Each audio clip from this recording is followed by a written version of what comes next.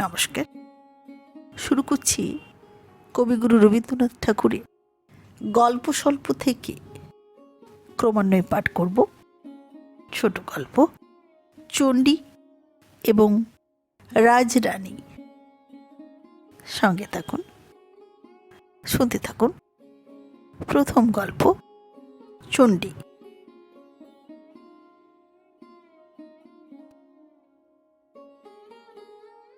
দিদি, তুমি বোধহয় ও পাড়ার চণ্ডীবাবুকে জানো।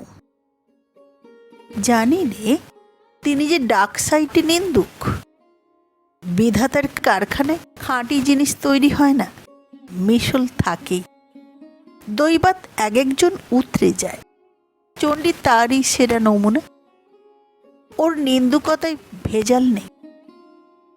জানো তো, আমি আর্টিস্ট মানুষ, সেই জন্যে এরকম খাঁটি জিনিস আমার দরবারে জুটিয়ে আনি। একেবারে লোকটা জিনিয়াস বললেই হয়। একটা এড়িয়ে গেলে আর খুঁজে পাওয়া যাবে না।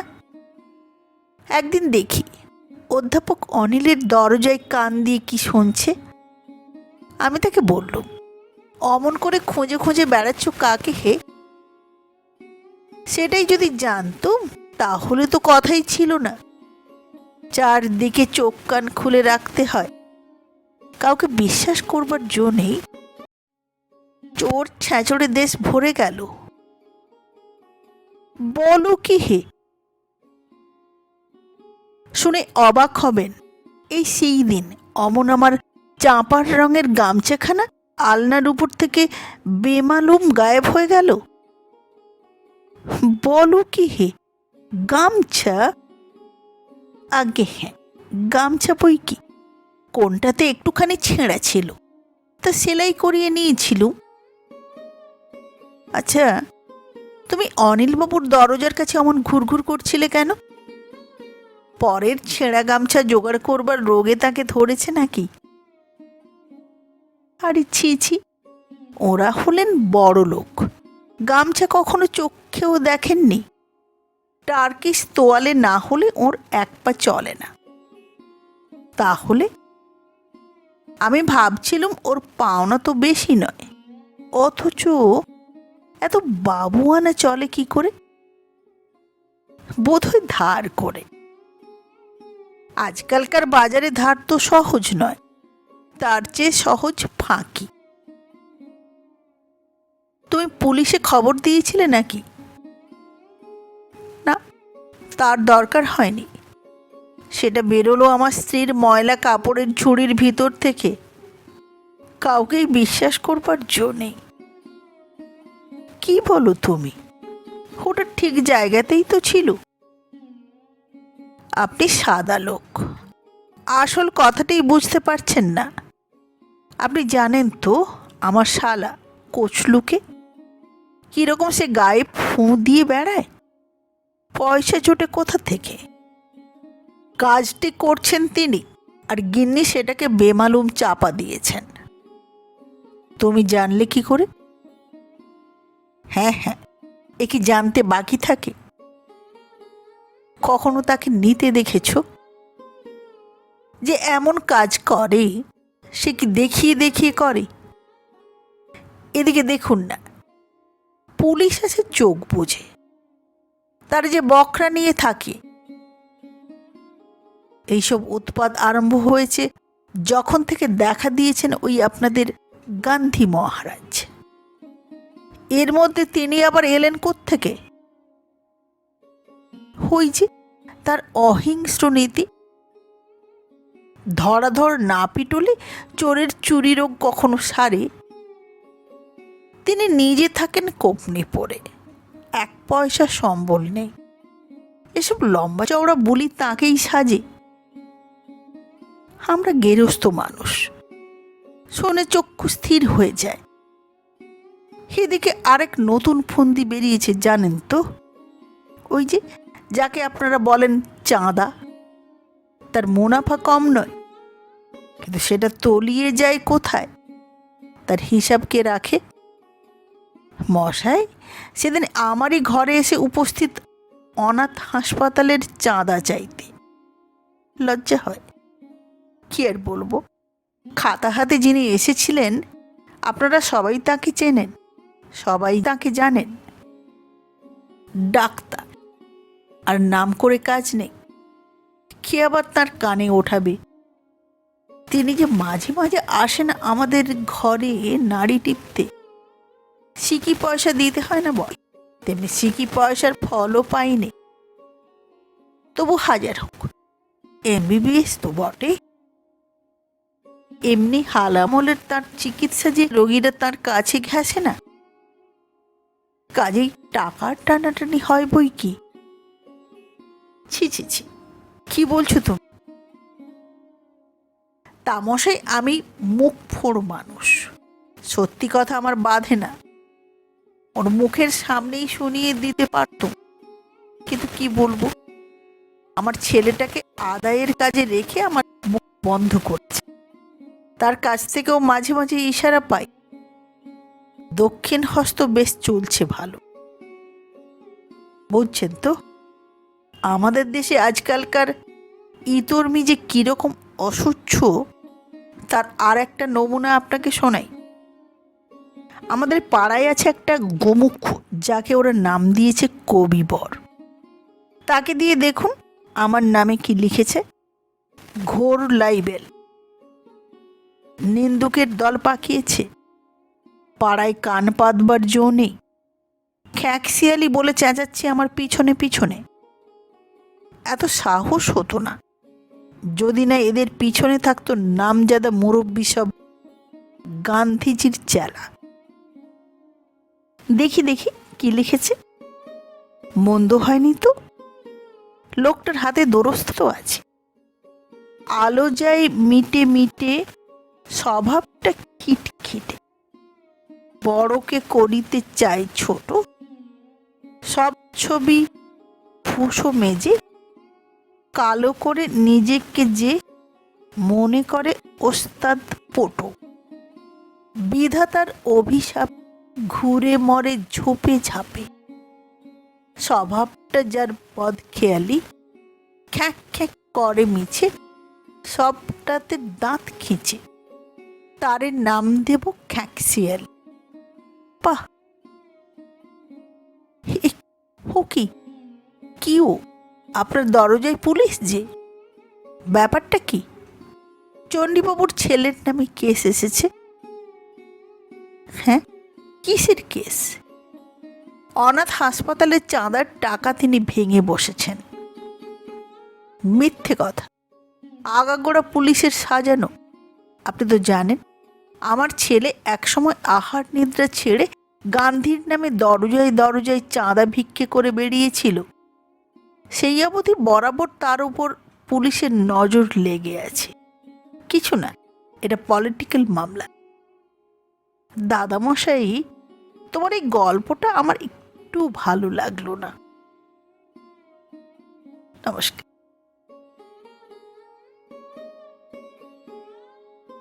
শুনতে থাকুন গল্প স্বল্প থেকে কবিগুরু রবীন্দ্রনাথ ঠাকুরের ছোট গল্প রাজরানী।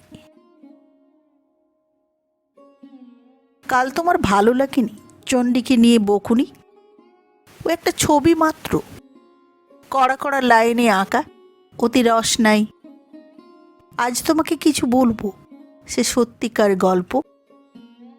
কুশবি অত্যন্ত উৎফুল্ল হয়ে বলল, হ্যাঁ হ্যাঁ তাই বলো। তুমি তো সেদিন বললে বরাবর মানুষ সত্যি খবর দিয়ে এসেছে গল্পের মধ্যে মুড়ে, একেবারে ময়রার দোকান বানিয়ে রেখেছে, সন্দেশের মধ্যে ছানাকে চেনাই যায় না। দাদামশাই বললে, এ না হলে মানুষের দিন কাটতো না। কত আরব্য উপন্যাস, পারস্য উপন্যাস, পঞ্চতন্ত্র, কত কি সাজানো হয়ে গেল। মানুষ অনেকখানি ছেলে মানুষ, তাকে রূপকথা দিয়ে ভোলাতে হয়। আর ভূমিকায় কাজ নেই, এবার শুরু করা যাক। এক যে ছিল রাজা, তার ছিল না রাজরানী। রাজকন্যার সন্ধানে দুধ গেল অঙ্গ বঙ্গ কলিঙ্গ মগধ কোশল কাঞ্চি। তারা এসে খবর দেয় যে, মহারাজ সে কি দেখলুম, কারো চোখের জলে মুক্ত ঝরে, কারোর হাসিতে খসে পড়ে মানিক, কারো দেহ চাঁদের আলোয় গড়া, সে যেন পূর্ণিমা রাত্রের স্বপ্ন। রাজা শুনেই বুঝলেন কথাগুলি বাড়িয়ে বলা। রাজার ভাগ্যে সত্য কথা জোটে না অনুচরদের মুখের থেকে। তিনি বললেন, আমি নিজে যাব দেখতে। সেনাপতি বললেন, তবে ফৌজ ডাকি? রাজা বললেন, লড়াই করতে যাচ্ছি নে। মন্ত্রী বললেন, তবে পাত্র মিত্রদের খবর দিই। রাজা বললেন, পাত্র মিত্রদের পছন্দ নিয়ে কন্যা দেখার কাজ চলে না। তাহলে রাজহস্তি তৈরি করতে বলে দিই। রাজা বললেন, আমার এক জোড়া পা আছে। সঙ্গে কয়জন যাবে পেয়াদা? রাজা বললেন, যাবে আমার ছায়াটা। আচ্ছা, তাহলে রাজবেশ পড়ুন। চুনি পান্নার হার, মানিক লাগানো বকুট, হিরে লাগানো কাঁকন আর গজমতির কানবালা। রাজা বললেন, আমি রাজার সং সেজেই থাকি, এবার সাজব সন্ন্যাসীর সং। মাথায় লাগালেন জটা, পরলেন কপনি, গায়ে মাখলেন ছাই, কপালে আঁকলেন তিলক, আর হাতে নিলেন কমণ্ডলু আর বেলকাঠের দণ্ড। বম বম মহাদেব বলে বেরিয়ে পড়লেন পথে। দেশে দেশে রটে গেল, বাবা পিনাকেশ্বর নেমে এসেছেন হিমালয়ের গুহা থেকে। তার 125 বছরের তপস্যা শেষ হলো। রাজা প্রথমে গেলেন অঙ্গ দেশে। রাজকন্যা খবর পেয়ে বললেন, ডাকো আমার কাছে। কন্যার গায়ের রং উজ্জ্বল শ্যামল, চুলের রং যেন ফিঙ্গের পালক, চোখ দুটিতে হরিণের চমকে ওঠা চাহনি। তিনি বসে বসে সাজ করছেন। কোনো বাঁধি নিয়ে এলো স্বর্ণ চন্দন বাটা, তাতে মুখের রং হবে যেন চাঁপা ফুলের মতো। কেউ বা আনলো ভৃঙ্গলাঞ্ছন তেল, তাদের চুল হবে যেন পম্পা সরোবরের ঢেউ। কেউ বা আনলো মাকড়সার জাল শাড়ি, কেউ বা আনলো হাওয়া হালকা ওড়না। এই করতে করতে দিনের 3টে প্রহর যায় কেটে। কিছুতেই কিছু মনের মতো হয় না। সন্ন্যাসীকে বললেন, বাবা, আমাকে এমন চোখ ভোলানো সাজের সন্ধান বলে দাও যাতে রাজেশ্বরের লেগে যায় ধাঁধা। রাজকর্ম যাই ঘুঁচে, কেবল আমার মুখের দিকে তাকিয়ে দিন রাত্রি কাটে। সন্ন্যাসী বললেন, আর কিছুই চাই না। রাজকন্যা বললেন, না, আর কিছুই না। সন্ন্যাসী বললেন, আচ্ছা, আমি তবে চললেম। সন্ধান মিললে না হয় আবার দেখা দেব। রাজা সেখান থেকে গেলেন বঙ্গদেশে। রাজকন্যা শুনলেন সন্ন্যাসীর নাম ডাক, প্রণাম করে বললেন, বাবা, আমাকে এমন কণ্ঠ দাও যাতে আমার মুখের কথায় রাজেশ্বরের কান যায় ভরে, মাথা যায় ঘুরে, মন হয় ওতলা। আমার ছাড়া আর কারো কথা যেন তার কানে না যায়। আমি যা বলাই তাই বলেন। সন্ন্যাসী বললেন, সেই মন্ত্র আমি সন্ধান করতে বেরলুম। যদি পাই তবে ফিরে এসে দেখা হবে। বলে তিনি গেলেন চলে। গেলেন কলিঙ্গে। সেখানে আরেক হাওয়া অন্দর মহলে।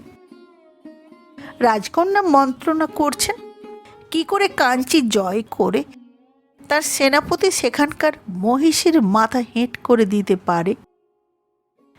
আর কৌশলের গুমরও তার সহ্য হয় না। তার রাজলক্ষ্মীকে বাঁধি করে তার পায়ে তেল দিতে লাগিয়ে দেবেন। সন্ন্যাসীর খবর পেয়ে ডেকে পাঠালেন। বললেন, বাবা, শুনেছি সহস্রঙ্গী অস্ত্র আছে সে তো দ্বীপে, যার তেজে নগর গ্রাম সমস্ত পুড়ে ছাই হয়ে যায়। আমি যাকে বিয়ে করব, আমি চাই তার পায়ের কাছে বড় বড় রাজবন্দীরা হাত জোড়ো করে থাকবে, আর রাজার মেয়েরা বন্দিনী হয়ে কেউ বা চামর দোলাবে, কেউ বা ছত্র ধরে থাকবে, আর কেউ বা আনবে তার পানের বাটা। সন্ন্যাসী বললেন, আর কিছু চাইনি তোমার? রাজকন্যা বললেন, আর কিছুই না। সন্ন্যাসী বললেন, সেই দেশ চালানো অস্ত্রের সন্ধানে চললেম। সন্ন্যাসী গেলেন চলে, বললেন, ধিক ধিক। চলতে চলতে এসে পড়লেন এক বনে, খুলে ফেললেন জটা জুট, ঝর্ণার জলে স্নান করে গায়ের ছাই ফেললেন ধুয়ে। তখন বেলা প্রায় 3 প্রহর, প্রখর রোদ, শরীর শ্রান্ত, ক্ষুধা প্রবল। আশ্রয় খুঁজতে খুঁজতে নদীর ধারে দেখলেন একটি পাতার ছাউনি। সেখানে একটি ছোট চুলা বানিয়ে একটি মেয়ে শাক পাতা চড়িয়ে দিয়েছে রাঁধবার জন্য। সে ছাগল চড়াই বনে, সে মধু জড়ো করে রাজবাড়িতে যোগান দেয়। সে মধু জড়ো করে রাজবাড়িতে যোগান দিতে বেলা কেটে গেছে এই কাজে। এখন শুকনো কাঠ জ্বালিয়ে শুরু করেছে রান্না। তার পরনের কাপড়খানি দাগ পড়া, তার 2 হাতে 2টি শাঁখা, কানে লাগিয়ে রেখেছে একটি ধানের শীষ। চোখ দুটি তার ভ্রমরের মতো কালো। স্নান করে সে ভিজে চুল পিঠে মেলে দিয়েছে যেন বাদল শেষের রাত্রি। রাজা বললেন, বড় খিদে পেয়েছে। মেয়েটি বললে, একটু সবুর করুন, আমি অন্ন চড়িয়েছি, এখনই তৈরি হবে আপনার জন্য। রাজা বললেন, আর তুমি কি খাবে তাহলে? সে বললে, আমি বনের মেয়ে, জানি কোথায় ফলমূল কুড়িয়ে পাওয়া যায়, সেই আমার হবে ঢের। অতিথিকে অন্ন দিয়ে যে পণ্যি হয়, গরিবের ভাগ্যে তা তো সহজে জোটে না। রাজা বললেন, তোমার আর কে আছে? মেয়েটি বললে, আছেন আমার বুড়ো বাপ, বনের বাইরে তার কুঁড়ে ঘর, আমি ছাড়া তাঁর আর কেউ নেই। কাজ শেষ করে কিছু খাবার নিয়ে যাই তাঁর কাছে, আমার জন্য তিনি পথ চেয়ে আছেন। রাজা বললেন, তুমি অন্ন নিয়ে চলো, আর আমাকে দেখিয়ে দাও সেই সব ফলমূল যা তুমি নিজে জড়ো করে খাও। কন্যা বললে, আমার যে অপরাধ হবে। রাজা বললেন, তুমি দেবতার আশীর্বাদ পাবে, তোমার কোনো ভয় নেই। আমাকে পথ দেখিয়ে নিয়ে চলো। বাপের জন্য তৈরি অন্নের থালি সে মাথায় নিয়ে চলল। ফলমূল সংগ্রহ করে দুজনে তাই খেয়ে নিলে। রাজা গিয়ে দেখলেন বুড়ো বাপ কুঁড়ে ঘরের দরজায় বসে। সে বললে, মা, আজ দেরি হলো কেন? কন্যা বললে, বাবা, অতিথি এনেছি তোমার ঘরে। বৃদ্ধ ব্যস্ত হয়ে বললে, আমার গরিবের ঘর, কি দিয়ে আমি অতিথি সেবা করব? রাজা বললেন, আমি তো আর কিছুই চাইনি, পেয়েছি তোমার কন্যার হাতের সেবা। আজ আমি বিদায় নিলেম, আরেকদিন আসব। 7 দিন 7 রাত্রি চলে গেল। এবার রাজা এলেন রাজবেশে। তার অশ্ব রথ সমস্ত রইল বনের বাইরে। বৃদ্ধের পায়ের কাছে মাথা রেখে প্রণাম করলেন। বললেন, আমি বিজয়পত্তনের রাজা, রানী খুঁজতে বেরিয়েছিলাম দেশে বিদেশে, এতদিন পরে পেয়েছি। যদি তুমি আমায় দান করো, আর যদি কন্যা থাকেন রাজি। বৃদ্ধের চোখ জলে ভরে গেল। এলো রাজহস্তি। কাঠকুড়নি মেয়েকে পাশে নিয়ে রাজা ফিরে গেলেন রাজধানীতে। অঙ্গবঙ্গ কলিঙ্গের রাজকন্যারা শুনে বললে, ছি,